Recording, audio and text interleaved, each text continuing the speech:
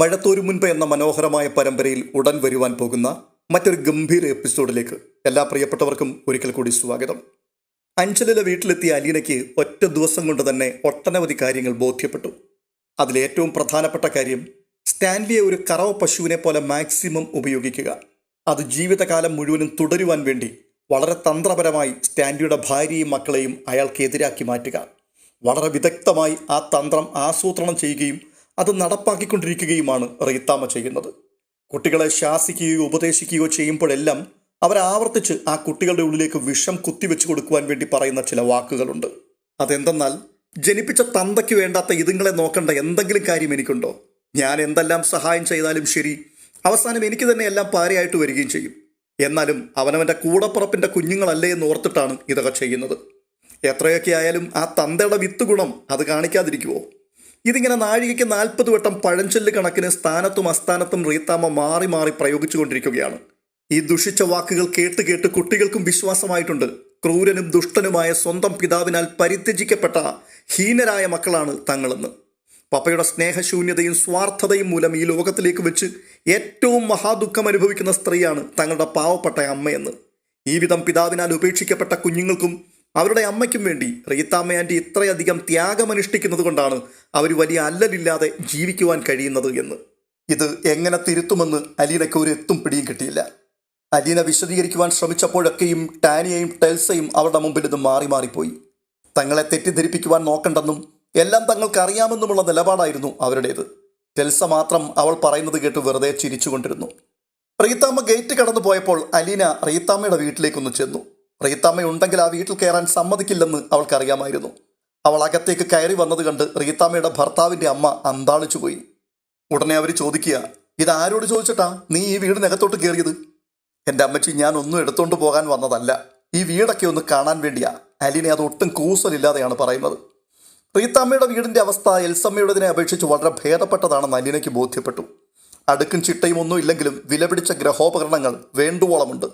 സെറ്റുകൾ, സോഫ സെറ്റുകൾ, TV, fridge, washing machine തുടങ്ങിയവയെല്ലാം അലീന അവിടെ കണ്ടു.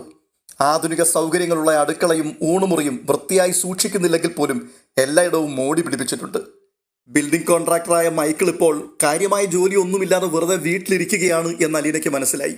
റീത്താമ്മയ്ക്ക് ഏതോ ഒരു പ്രൈവറ്റ് ഇൻഷുറൻസ് കമ്പനിയുടെ ഏജൻസിയുണ്ട്. അതിൽ നിന്നുള്ള വരുമാനത്തെക്കുറിച്ച് അലീനയ്ക്ക് ഏകദേശം ഒരു ഊഹവും കിട്ടിയിട്ടുണ്ട്. പിന്നെ എവിടെ നിന്ന് വരുന്നു ഇത്രയും വലിയ സമൃദ്ധിയൊക്കെ? അപ്സ്റ്റെയറിലെ ഒരു മുറിയിൽ ഇരുന്നുകൊണ്ട് ടോജോയെയും ടാനിയെയും ഉപദേശിക്കുകയായിരുന്നു എൽസമ്മ. അവൾ പറയുന്നതെല്ലാം കള്ളത്തരങ്ങളാണെന്ന് റീത്താമ്മ ചേച്ചി നിങ്ങളോട് പറഞ്ഞിട്ടുണ്ടല്ലോ. അവൾ പറയുന്നതിനൊന്നും ചെവി കൊടുക്കണ്ട.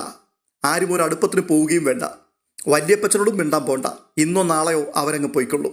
സ്റ്റെയർ കേസ് കയറി മുകളിലെത്തിയ അലീനയ്ക്ക് ഈ സംഭാഷണങ്ങൾ കേൾക്കാമായിരുന്നു. എൽസമ്മ വീണ്ടും പറയുകയാണ്, ഞാൻ നാളെ തിരുവല്ലയ്ക്ക് പോകും. 5 ദിവസത്തെ ധ്യാനമാണ്. ഞാനീ പ്രാർത്ഥിക്കുന്നതൊക്കെ നമ്മുടെ കുടുംബത്തിൻ്റെ നന്മയ്ക്ക് വേണ്ടിയാ. മമ്മി കുടിക്കുന്ന കണ്ണുനീര് എത്രയാണെന്ന് നിങ്ങൾക്കറിയാലോ. എൻ്റെ മക്കൾക്കെങ്കിലും എൻ്റെ പോലൊരു ദുർഗതി വരരുത്. ഞാൻ വെള്ളിയാഴ്ച വൈകുന്നേരം തിരിച്ചു വരും, അല്ലെങ്കിൽ ശനിയാഴ്ച രാവിലെ. പെട്ടെന്നൊരു കാലൊച്ച കേട്ടുകൊണ്ട് എൽസമ്മ മുഖമുയർത്തി നോക്കി. വാതിലിനപ്പുറത്ത് നടന്നു വരുന്ന അലീന. അലീനയെ കണ്ടതോടുകൂടി എൽസമ്മയുടെ മുഖം പാറ പോലെ അങ്ങ് ഉറച്ചു. അലീന വാതിൽ കട്ടളയിൽ ചാരി ഡോർ കർട്ടനിൽ പിടിച്ചുകൊണ്ട് 3 പേരെയും ഒന്ന് നോക്കി. എന്നിട്ട് ചോദിക്കുക, എന്നെ പേടിച്ചിട്ടാണോ നിങ്ങൾ ഇവിടെ വന്നിരിക്കുന്നത്? ഇന്ന് കാലത്ത് മുതൽ ഇവിടെ തന്നെയാണല്ലോ, അതോ ഇങ്ങനെയാണോ എന്നും? അത് കേട്ട മാത്രയിൽ നിന്നയും അവജ്ഞയും സ്ഫുരിക്കുന്ന സ്വരത്തിൽ എൽസമ്മ പറയുകയാണ്, നീ എന്നോട് സംസാരിക്കരുത്. ഓ, അത് ശരി. അല്ല, ഞാൻ സംസാരിച്ചാൽ എന്താ ഇത്ര കുഴപ്പം? നിനക്കതിനുള്ള യോഗ്യതയില്ലടി. ശരി, അത് ഞാൻ സമ്മതിച്ചു. പക്ഷേ എൻ്റെ അമ്മയുടെ സ്ഥാനത്താണ് നിങ്ങൾ. എന്നാലും സ്വാതന്ത്ര്യക്കുറവ് കൊണ്ട് എൽസമ്മ ആൻറ്റി എന്ന് വിളിക്കുകയാണ്. ആൻറ്റി ഇങ്ങനെ കണ്ണടച്ചിരുട്ടാക്കുന്നത് കൊണ്ട് ആർക്കാണ് നഷ്ടം? ആൻറ്റിയുടെ മക്കൾക്ക് തന്നെയാണ്. എൽസമ്മ കഠിന വൈരാഗ്യത്തോടുകൂടി അലീനയെ തുറച്ചു നോക്കിക്കൊണ്ടിരിക്കുകയാണ്. അപ്പോൾ വീണ്ടും അലീന, ഈ മക്കളുടെ മനസ്സിൽ പപ്പയെക്കുറിച്ചുള്ള കുറേ തെറ്റിദ്ധാരണകൾ നട്ടു വളർത്തുന്നത് കൊണ്ട് ആർക്കാണ് ലാഭം? ആൻറ്റിക്ക് എന്തെങ്കിലും നേട്ടമുണ്ടോ? ഈ കുട്ടികൾക്കുണ്ടോ? നഷ്ടമേ ഉള്ളൂ. ഇവർക്ക് ഇവരുടെ പപ്പയുടെ കരുതലും സ്നേഹവും നഷ്ടമാകുന്നു. ആൻറ്റിക്ക് സ്വന്തം ഭർത്താവിനൊന്നിച്ചുള്ള ജീവിതവും നഷ്ടമാകുന്നു. ഉടനെ എൽസമ്മ പുച്ഛത്താൽ ചുണ്ട് കോട്ടിക്കൊണ്ട് പറയുകയാണ്, ഭർത്താവ്? പപ്പ എന്ത് തെറ്റ് ചെയ്തിട്ടാ എൽസമ്മ ആൻറ്റി പപ്പയെ ഇത്ര കണ്ടു വെറുക്കുന്നത്? ഈ കയ്പിന് ഒരടിസ്ഥാനം വേണമല്ലോ. ഞാൻ മനസ്സിലാക്കിയിടത്തോളം പപ്പയുടെ മനസ്സിൽ സ്നേഹമുണ്ട്, മക്കളെ ഇഷ്ടമാണ്. എൽസമ്മ ആൻറ്റിക്ക് അങ്ങോട്ടുള്ളതിനേക്കാൾ 100-ൽ 1 അംശം വൈരാഗ്യം പോലും ഇങ്ങോട്ടില്ലതാനും. എനിക്ക് വെറുപ്പുണ്ടടി ഈ ജന്മത്ത് തീർത്താൽ തീരാത്ത വൈരാഗ്യവുമുണ്ട്. കൊള്ളാം. ഇത്രയധികം പള്ളിയിൽ പോയി പ്രാർത്ഥിച്ചിട്ട് ഇത്രമേൽ ധ്യാനങ്ങളിലും സുവിശേഷ യോഗങ്ങളിലും പങ്കെടുത്തിട്ട് അതിനൊരു കുറവും വന്നിട്ടില്ല. പിന്നെ എന്തിനാ ആൻറ്റി ഈ പാഴ്വേലയ്ക്ക് പോകുന്നത്? അതോ അയാൾ അത്രയ്ക്ക് എന്നോട് ചെയ്തിട്ടുണ്ട്. ഒരല്പം മനസ്സമാധാനത്തിന് വേണ്ടിയാ ഞാനിങ്ങനെ പട്ടിയെ പോലെ അലഞ്ഞു തിരിഞ്ഞ് നടക്കുന്നത്. ഇത് പറയുമ്പോൾ എൽസമ്മ കിതയ്ക്കുവാൻ തുടങ്ങി. പപ്പ ചെയ്ത തെറ്റെന്താണെന്ന് പറയൂ ആൻറ്റി. അത് തീർത്തുവാൻ പപ്പ തയ്യാറാണെങ്കിൽ ആ വഴിക്ക് നമുക്കൊന്ന് ശ്രമിക്കാമല്ലോ. അയാൾ ചെയ്ത തെറ്റോ? അയാൾ എന്നോട് തെറ്റു മാത്രമേ ചെയ്തിട്ടുള്ളൂ. നിന്നെപ്പോലൊരു പിഴച്ച മകൾ അയാൾക്ക് എങ്ങനെയുണ്ടായി? ചതിയൻ, വഞ്ചകൻ. ആൻറ്റി, ഞാനുണ്ടെന്നുള്ള വിവരം ഈ അടുത്ത കാലത്തല്ലേ പപ്പ അറിഞ്ഞത്? അതിനു മുൻപ് തന്നെ പിണങ്ങി പിരിഞ്ഞവരാണല്ലോ നിങ്ങൾ. അതിനൊരു കാരണം വേണ്ടേ? ഉണ്ടടി, കാരണമുണ്ട്. 1000 കാരണങ്ങളുണ്ട്. ശരി, ഒരെണ്ണം ഒന്ന് പറ. അയാൾക്ക് അയാളുടെ ഇഷ്ടങ്ങളായിരുന്നു വലുത്.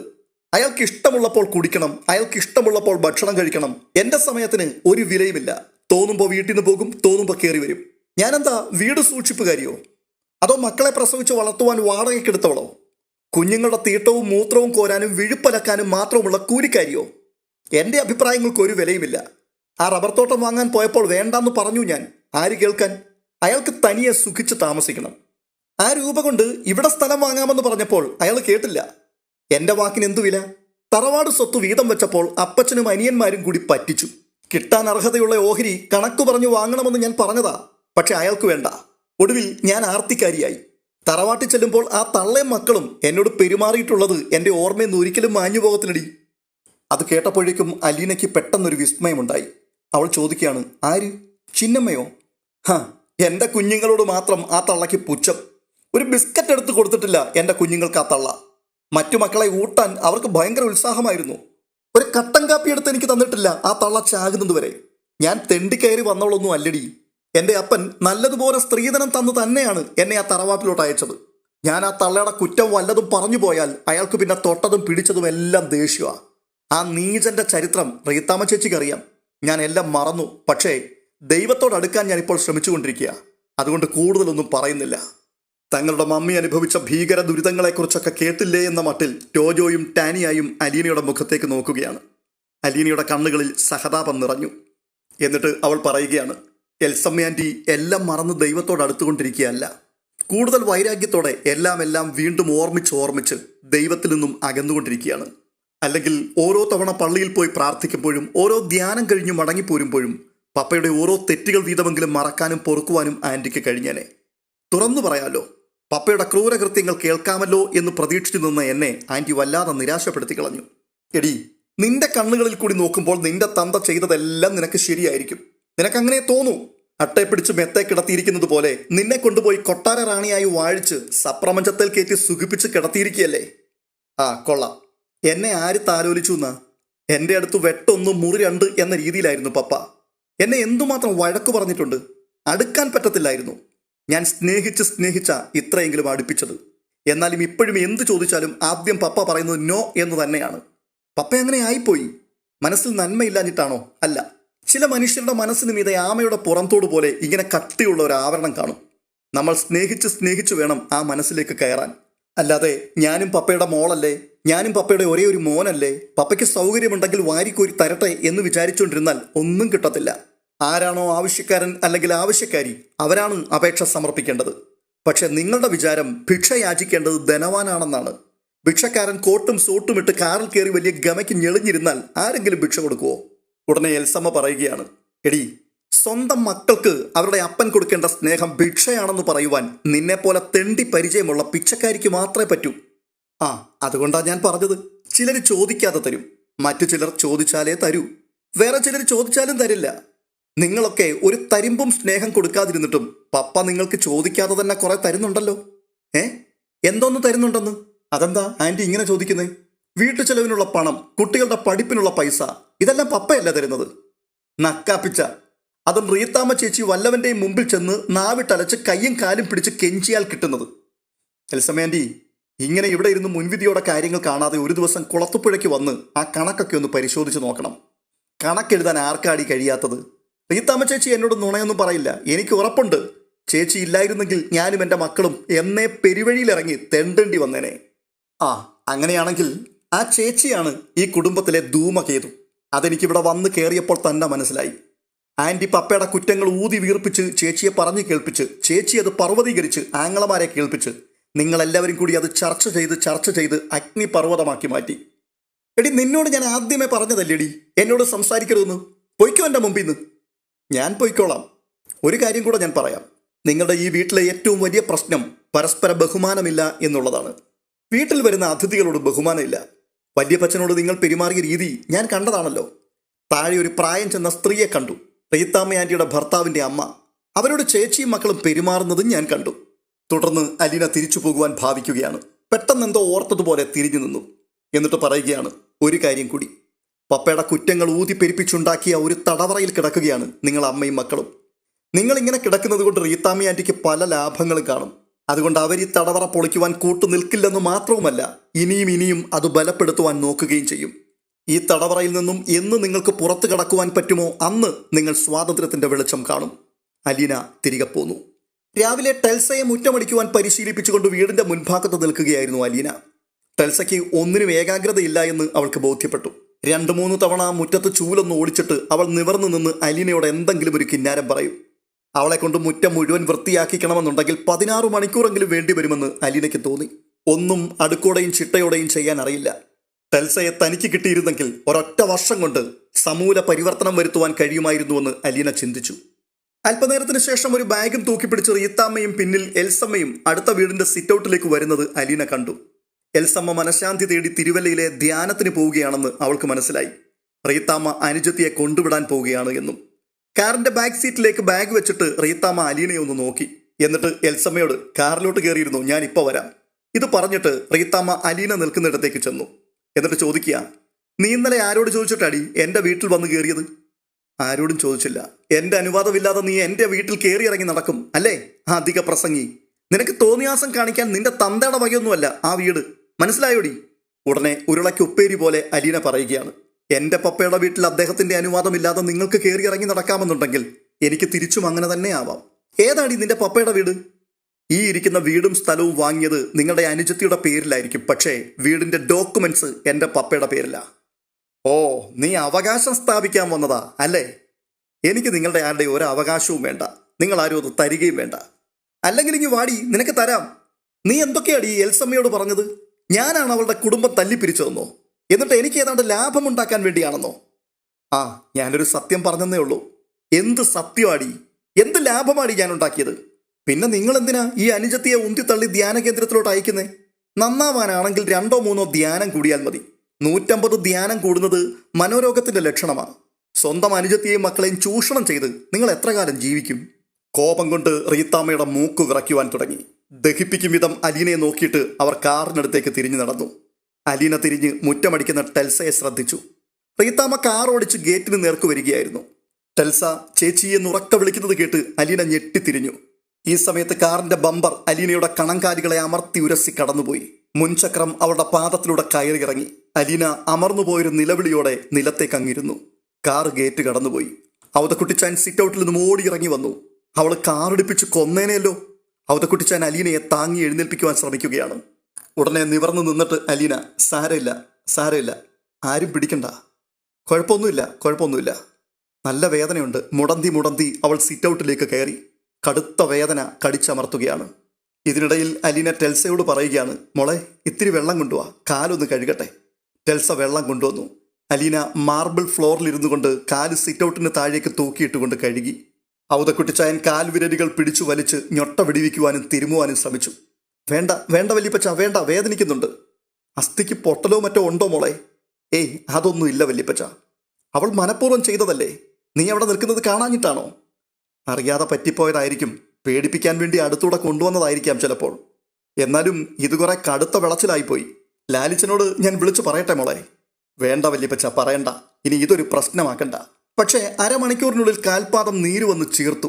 സ്റ്റാൻലിയെ അറിയിക്കേണ്ടെന്ന് അലീന പറഞ്ഞത് കാരണം ഔതക്കുട്ടിച്ചായൻ ഒരു ഓട്ടോറിക്ഷ വിളിച്ച് അതിൽ കയറ്റി അവളെ ഹോസ്പിറ്റലിലേക്ക് കൊണ്ടുപോയി. എക്സ്റേ എടുത്തു നോക്കിയപ്പോൾ പെരുവിരലിന്റെ ജോയിന്റിൽ നേരിയ പൊട്ടലുണ്ടെന്ന് മനസ്സിലായി. ഉടൻ തന്നെ കാലിൽ പ്ലാസ്റ്റർ ഇട്ടു. ഒടുവിൽ ഔതക്കുട്ടിച്ചായൻ പറയുകയാണ്, ഇതെന്തായാലും ഞാൻ ലാലിച്ചനോട് പറയും, ഇല്ലെങ്കിൽ വിവരമറിയുമ്പോൾ അവൻ എന്നെ പഴിക്കും. ഔതക്കുട്ടിച്ചായൻ അലീനയുടെ വിലക്കിനെ അവഗണിച്ച് കുളത്തുപുഴയ്ക്ക് ഫോൺ ചെയ്തു. സ്റ്റാൻലി അരമണിക്കൂറിനകം ഹോസ്പിറ്റലിലെത്തി. അവളെ കാറിൽ കയറ്റി കുളത്തുപുഴയിലേക്ക് കൊണ്ടുപോയി. പോകുന്ന വഴിക്ക് സ്റ്റാൻലി അലീനയോട് ചോദിക്കുകയാണ്, എന്താ നിനക്ക് സംഭവിച്ചത്? സത്യം പറയണം എന്നോട്. പപ്പ ഒന്നുമില്ല, സാരമില്ല, വിട്ടുകളഞ്ഞേക്ക്. അലീന, ഞാൻ ചോദിച്ചതിന് മറുപടി നീ പറയണം. ഒടുവിൽ സ്റ്റാൻലിയുടെ നിർബന്ധത്തിന്റെ മുൻപിൽ സംഭവിച്ച കാര്യങ്ങളൊക്കെ അലീന വിവരിച്ചു. വീണ്ടും അവൾ പറയുന്നുണ്ട്, പോട്ടെ പപ്പ, സാരമില്ല, അതൊരു പക്ഷെ അബദ്ധം പറ്റിയതായിരിക്കും.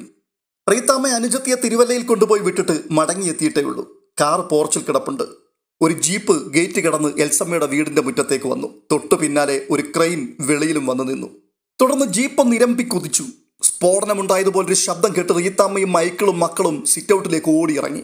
മാരുതിക്കാറിന്റെ പിൻപിൽ ഇടിച്ചു നിൽക്കുകയാണ് ജീപ്പ്. കാറിന്റെ ഡിക്കിയും മുൻപിലത്തെയും പിൻപിലത്തെയും ബമ്പറുകളും ബ്രേക്ക് ലൈറ്റുകളും ഹെഡ്ലൈറ്റുകളും എല്ലാം പൊട്ടി തകർന്നിരിക്കുന്നു. ജീപ്പിന്റെ ഡ്രൈവിംഗ് സീറ്റിൽ സ്റ്റാൻലി. അയാൾ റിവേഴ്സ് ഗിയർ ഇട്ട് ജീപ്പ് ഏതാനും വാര പുറകിലേക്ക് കൊണ്ടുപോയി. പിന്നെ ഗിയർ മാറ്റി ജീപ്പുമായി മുൻപോട്ട് കുതിച്ചു. ആദ്യത്തേതിനേക്കാൾ ശക്തമായിരുന്നു രണ്ടാമത്തെ ഇടി. ഭൂമി കുലുക്കത്തിൽ എന്ന പോലെ വീട് കുലുങ്ങി. ജനാലച്ചില്ലകൾ വിറച്ചു. കാറിന്റെ മുന്നിലത്തെയും പിന്നിലത്തെയും ഗ്ലാസുകൾ വെടിഞ്ഞു കീറി പൊട്ടിച്ചിതറി കാറിനുള്ളിലും വെളിയിലും വീണു. രണ്ടാമത്തെ ഇടിയോടെ കാറിന്റെ പിൻഭാഗം ജീപ്പിന്റെ ബമ്പറിൽ കോർത്തുപോയിരുന്നു. സ്റ്റാൻലി ജീപ്പ് പുറകോട്ടെടുത്തപ്പോൾ കാറും നിരങ്ങി പിറകിലേക്ക് പോന്നു. എൽസമ്മയുടെ വീടിന്റെ സിറ്റൗട്ടിൽ ഇറങ്ങി നിന്ന് സ്റ്റാൻലിയുടെ മക്കൾ ഈ കാഴ്ച കാണുന്നുണ്ടായിരുന്നു. സ്റ്റാൻലിയുടെ ജീപ്പ് റിവേഴ്സ് ഗിയറിൽ തന്നെ ഗേറ്റ് കടന്നുപോയി. ജീപ്പിന്റെ ബമ്പറിൽ കൊരുത്ത കാർ സ്റ്റാൻലി മുൻപോട്ട് തള്ളിക്കൊണ്ടുപോയി റോഡരികിൽ നിന്ന് ഒരു മരത്തിലിടിച്ചു. ഇത്തവണ ജീപ്പ് പുറകോട്ടെടുത്തപ്പോൾ അല്പദൂരം റോഡിലൂടെ നിരങ്ങിയ ശേഷം കാർ ജീപ്പിന്റെ ബമ്പറിൽ നിന്നും വിട്ടുപോന്നു. സ്റ്റാൻലി ജീപ്പിൽ നിന്നിറങ്ങി ക്രെയിന്റെ സമീപം ചെന്നു. എന്നിട്ട് ക്രെയിൻ സർവീസുകാരനോട് പറയുകയാണ്, അത് തൂക്കിയെടുത്ത് ഏതെങ്കിലും ഓതറൈസ്ഡ് വർക്ക്ഷോപ്പിൽ കൊണ്ടുപോയിട്ടേക്ക്. കൺമുമ്പിലെ കാഴ്ച കണ്ട് ക്രെയിൻ സർവീസുകാർ അന്തം വിട്ടുപോയിരുന്നു. നിങ്ങൾ ധൈര്യമായിട്ട് കാർ എടുത്തുകൊണ്ട് പോകണം, എൻ്റെ കാറാണത്, ബുക്കും പേപ്പറും ഇൻഷുറൻസും എല്ലാം എൻ്റെ പേരിൽ തന്നെയാണ്. ഇതിൻ്റെ പേരിൽ നിങ്ങൾക്ക് എന്തു പ്രശ്നമുണ്ടായാലും അത് ഞാൻ ഏറ്റു. അത് കേട്ടുകൊണ്ട് ക്രെയിൻ സർവീസുകാർ കാറിനടുത്തേക്ക് ചെന്ന് അത് ക്രെയിനിലെടുക്കുവാനുള്ള പണി തുടങ്ങി. റീത്താമ്മയും എൽസമ്മയുടെ മക്കളും അപ്പോഴും സിറ്റൗട്ടിൽ നോക്കി നിൽക്കുന്നുണ്ടായിരുന്നു. എന്തു ചെയ്യണമെന്ന് ആർക്കും ഒരു പിടിയും കിട്ടിയില്ല. ടെൽസയുടെ മുഖത്ത് മാത്രം അത്ഭുതവും സന്തോഷവും കൗതുകവും കാണാമായിരുന്നു. അവൾ ചിരിച്ചുകൊണ്ട് പറയുക, എന്തു നല്ല രസമായിരുന്നു കാണാൻ. റീത്താമ്മ ആങ്ങളമാർക്ക് ഫോൺ ചെയ്തുകൊണ്ട് സമനില തെറ്റിയതുപോലെ മുറിയിലേക്ക് അങ്ങോട്ടും ഇങ്ങോട്ടും നടക്കുകയാണ്. റീത്താമ്മയുടെ ആങ്ങളമാർ ഓരോരുത്തരായി സ്ഥലത്തെത്തുമ്പോഴേക്കും കാറും കൊണ്ട് ക്രെയിൻ സർവീസുകാരും സ്റ്റാൻലിയും സ്ഥലം വിട്ടിരുന്നു. റീത്താമ്മ പൊട്ടിത്തെറിക്കുവാൻ തുടങ്ങി. വെട്ടുപോത്ത് പോലെ 4 ആങ്ങളമാരുണ്ടായിട്ട് എനിക്ക് എന്ത് ഗുണം? ഈ കാണിച്ച തെമ്മാടിത്തരം നിങ്ങൾ കണ്ടോ? റീത്താമ്മ കാർ പോർച്ചിൽ പൊട്ടിച്ചിതറിക്കിടക്കുന്ന ചില്ലുകൾ ചൂണ്ടിക്കാട്ടിക്കൊണ്ട് ചീറുകയാണ്. എൻ്റെ വീട്ടിലെ കാർ പോർച്ചിൽ കയറി അതിക്രമം കാണിക്കാൻ അയാൾക്ക് എന്താ അധികാരം? ഈ നാട്ടിൽ ചോദിക്കാനും പറയാനും ആരുമില്ലേ? നീതിയും നിയമവും പോലീസും കോടതിയും ഒന്നും ഇല്ലേ? റീത്താമ്മ സംഭവം വിവരിക്കുന്നത് കേട്ടപ്പോൾ അച്ചൻകുഞ്ഞിൻ്റെയും ഏലിയാസിൻ്റെയും സാമുവേലിൻ്റെയും സേവിച്ചൻ്റെയും ചോര തിളച്ചു. ഇതിനകം അയൽക്കാരിൽ ചിലരും അവിടെ എത്തിയിരുന്നു. റീത്താമ്മയും ആങ്ങളമാരും കൂടി പോലീസ് സ്റ്റേഷനിലെത്തി പരാതി നൽകി. തൻ്റെ വീടിന് കേടുപാടുകൾ സംഭവിച്ചിട്ടുണ്ടെന്നും അതിന് നഷ്ടപരിഹാരം കിട്ടണമെന്നും റീത്താമ്മ സബ് ഇൻസ്പെക്ടറോട് പറഞ്ഞു. പരാതി സ്വീകരിച്ച ശേഷം അന്വേഷിക്കാമെന്ന് പറഞ്ഞ് SI അവരെ പറഞ്ഞയച്ചു. പിറ്റേന്ന് രാവിലെ റീത്താമ്മയും സഹോദരന്മാരും വീണ്ടും പോലീസ് സ്റ്റേഷനിലെത്തി. അപ്പോൾ SI പറയുകയാണ്, ഞാൻ സംഭവത്തെക്കുറിച്ച് അന്വേഷിച്ചു. നിങ്ങളുടെ വീടിന് എന്തെങ്കിലും കേടുപാടുകൾ പറ്റിയിട്ടുണ്ടെങ്കിൽ അത് റിപ്പയർ ചെയ്ത് തരാമെന്ന് നിങ്ങളുടെ സഹോദരി ഭർത്താവ് ഏറ്റിട്ടുണ്ട്. ആഹാ, അത്രേ ഉള്ളോ? അയാളുടെ പേരിൽ വേറെ നടപടിയൊന്നും എടുക്കുന്നില്ലേ? ഞാൻ വർക്ക്ഷോപ്പിൽ പോയി, കാറ് കണ്ടു. ശരിയാണ്, ഇടിച്ച് തകർത്ത് കളഞ്ഞിരിക്കുകയാണ്. മനഃപൂർവ്വം ചെയ്തതാണെന്ന് പ്രതി കുറ്റസമ്മതവും നടത്തി. എന്നിട്ടും സാർ ആക്ഷനൊന്നും എടുക്കുന്നില്ലേ? എങ്ങനെ ആക്ഷൻ എടുക്കും? സ്റ്റാൻലിയുടെ പേരിലുള്ള കാറിനോടുള്ള ദേഷ്യം തീർക്കുവാൻ വേണ്ടി ഇടിച്ചു തകർത്തു. ക്രെയിൻ സർവീസുകാർ റോഡിൽ നിന്നാണ് കാർ എടുത്തുകൊണ്ടുപോയത്. അതിനാൽ അവരുടെ പേരിലും ആക്ഷൻ എടുക്കാൻ പറ്റില്ല. പെട്ടെന്ന് റീത്താമ്മ SIയുടെ മുൻപിൽ നിൽക്കുന്നു എന്ന് പോലും ചിന്തിക്കാതെ ചീറുകയാണ്. എൻ്റെ വീട്ടുവളപ്പിൽ കയറിയാണ് അയാൾ അതിക്രമം കാണിച്ചത്. ഓക്കെ, അതും സ്റ്റാൻലി സമ്മതിച്ചു. പക്ഷേ സ്റ്റാൻലിയുടെ കാർ എങ്ങനെ നിങ്ങളുടെ കാർ പോർച്ചിൽ വന്നു? ഒന്നുകിൽ നിങ്ങൾ ബലമായി പിടിച്ചെടുത്തു, അല്ലെങ്കിൽ മോഷ്ടിച്ചു. ഇത് രണ്ടും കുറ്റകരമാണ്. അതേപ്പറ്റി നിങ്ങൾ തന്നെ ഒന്ന് ആലോചിച്ച് നോക്ക്. അപ്പോൾ റീത്താമ്മ അടുത്ത ന്യായം പറയുകയാണ്. സാറേ, എൻ്റെ അനുജത്തി സ്റ്റാൻലിയുടെ ഭാര്യയാണ്. അവൾക്ക് സ്റ്റാൻലി കൊടുത്തിരുന്ന കാറാണത്. അവളത് തൽക്കാലം എൻ്റെ പോർച്ചിൽ കൊണ്ടുവന്നിട്ടു. ഞാൻ അവളുടെ ചേച്ചിയാണല്ലോ. അത് ന്യായം. പക്ഷേ സ്റ്റാൻലിയുടെ പരാതി നിങ്ങൾ കാറ് മോഷ്ടിച്ചെന്നായിരിക്കും. എൻ്റെ സാറെ, മോഷ്ടിച്ചതല്ലെന്ന് എൻ്റെ അനുജത്തി സാക്ഷി പറയും. SI കുര്യാക്കോസ് ഒരു ചെറിയ ചിരിയോടുകൂടി ചോദിക്കുകയാണ്.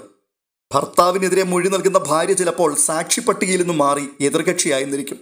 അത്രയ്ക്കൊക്കെ പോണോ? നിങ്ങളുടെ വീടിന് എന്തെങ്കിലും തകരാറ് സംഭവിച്ചിട്ടുണ്ടെങ്കിൽ സ്റ്റാൻലി അത് റിപ്പയർ ചെയ്തു തരും. നിങ്ങൾ ബന്ധുക്കൾ തമ്മിൽ എന്തിനാണ് വെറുതെ ഒരു വഴക്ക്? അയാൾ ഞങ്ങളുടെ ബന്ധുവൊന്നുമല്ല സാറേ, ഞങ്ങളുടെ ശത്രുവാണ് അയാൾ. ഓക്കെ, അങ്ങനെയാണെങ്കിൽ നമുക്ക് കേസെടുക്കാം. വേറൊരു പരാതി കൂടി എനിക്ക് കിട്ടിയിട്ടുണ്ട്. മിസ്സസ് റീത്താമ്മ ഇന്നലെ സ്റ്റാൻലിയുടെ മകളെ കാറിടിപ്പിച്ച് കൊല്ലാൻ ശ്രമിച്ചായിരുന്നോ? അമർഷവും രോഷവും കൊണ്ട് മസിൽ പിടിച്ചു നിന്ന റീത്താമ്മ ഞൊടിയിടയിൽ കാറ്റുപോയ ബലൂണ് പോലെയായി. അപ്പോൾ വീണ്ടും എസ് ഐ അങ്ങനെ ഒരു പരാതി കിട്ടിയിട്ടുണ്ട്. കാറിടിച്ചു പരിക്കേറ്റ അലീന എന്ന പെൺകുട്ടിയെ ഹോസ്പിറ്റലിൽ പ്രവേശിപ്പിച്ചിരുന്നു. ആ കുട്ടിയുടെ കാലിന് ഫ്രാക്ചറുണ്ട്.